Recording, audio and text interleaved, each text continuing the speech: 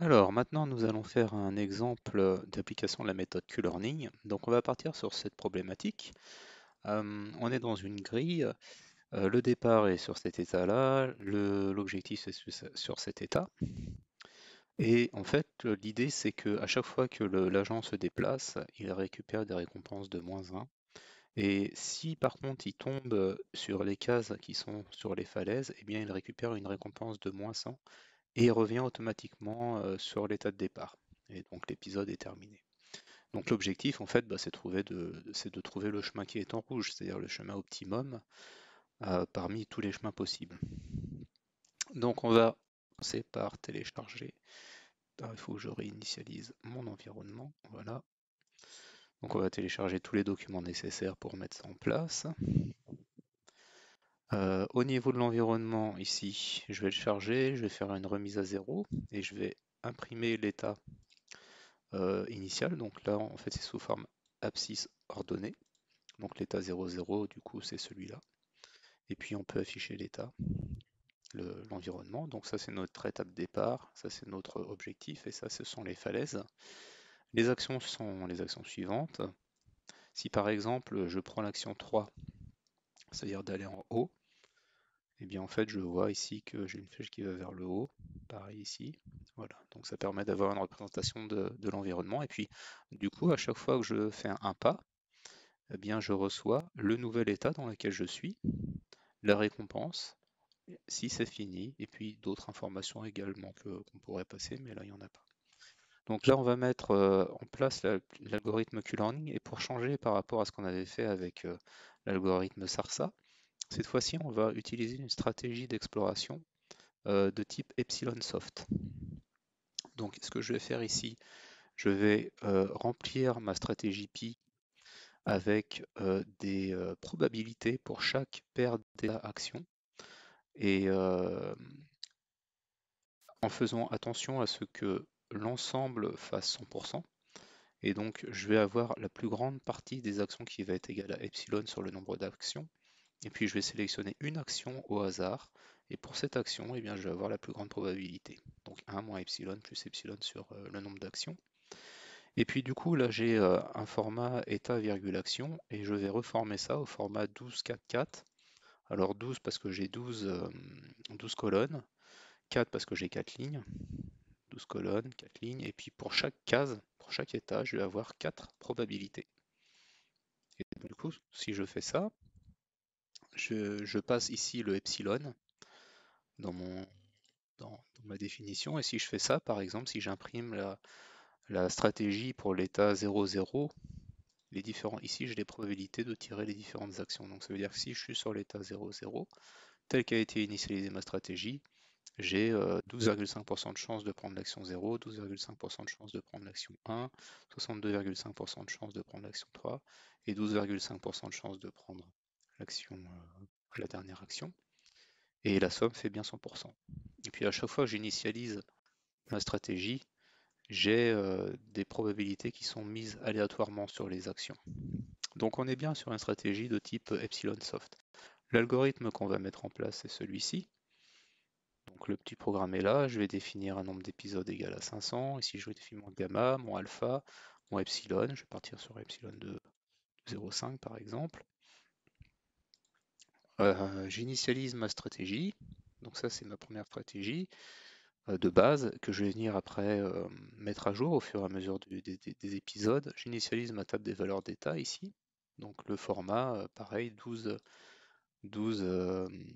colonnes, 4 lignes, le nombre d'actions par état.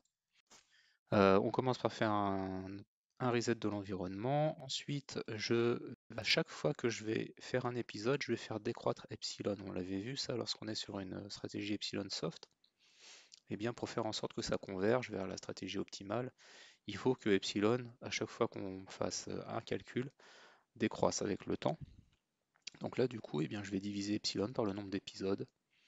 Et comme ça, mon epsilon va diminuer au fur et à mesure.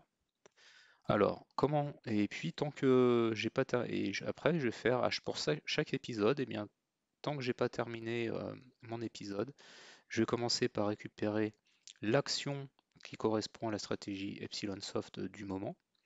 Donc je vais récupérer les différentes probabilités pour l'état dans lequel je suis, les probabilités de choisir telle ou telle action pour l'état dans lequel je suis. Et puis après, je vais tirer au hasard une action en suivant ces différentes probabilités. Du coup, après, je vais utiliser l'action dans mon environnement. Je vais récupérer l'état suivant, la récompense, et si c'est fini ou pas.